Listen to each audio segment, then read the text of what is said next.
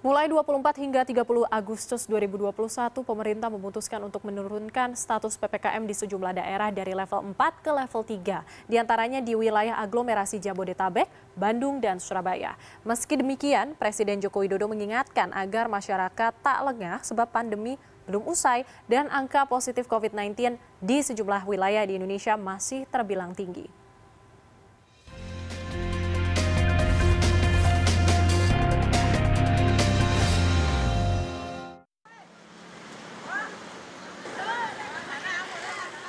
Beberapa waktu lalu Presiden Joko Widodo resmi mengumumkan perpanjangan PPKM terhitung dari tanggal 24 hingga 30 Agustus 2021.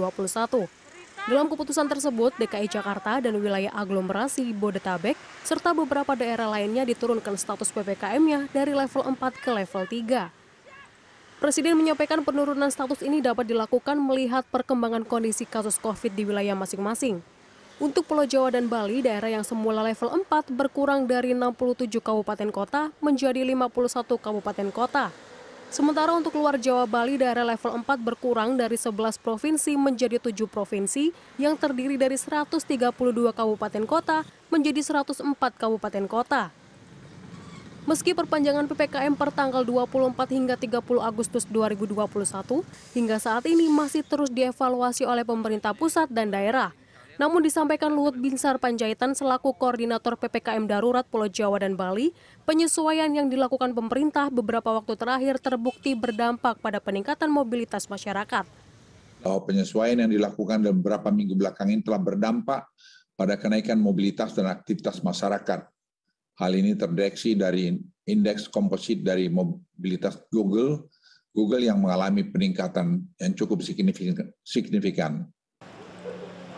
Oleh karena itu, pemerintah terus mengingatkan masyarakat agar tak lengah karena pandemi ini belum usai. Bahkan beberapa negara saat ini sedang mengalami gelombang ketiga dengan penambahan kasus yang signifikan. Masyarakat diminta tetap disiplin protokol kesehatan sekalipun terdapat pelonggaran mobilitas dengan adanya penurunan status PPKM di sejumlah wilayah. Di sisi lain, tak dapat dipungkiri jika pandemi juga berpengaruh besar dalam dunia usaha. Dengan diberlakukannya PPKM selama beberapa waktu terakhir, Kamar Dagang dan Industri Indonesia atau Kadin sebagai perwakilan pelaku usaha mengakui jika selama 2 bulan ini terdapat penurunan produktivitas dari pelaku usaha akibat PPKM. Pelaku UMKM menjadi salah satu yang terkontraksi selama periode ini.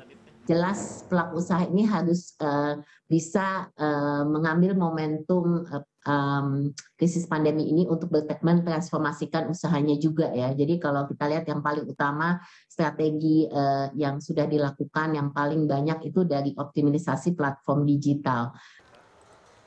Selain pelaku usaha yang dituntut beradaptasi dengan situasi pandemi, salah satunya dengan digitalisasi, penerapan protokol kesehatan di tempat usaha juga terus diupayakan untuk berjalan sesuai aturan yang berlaku.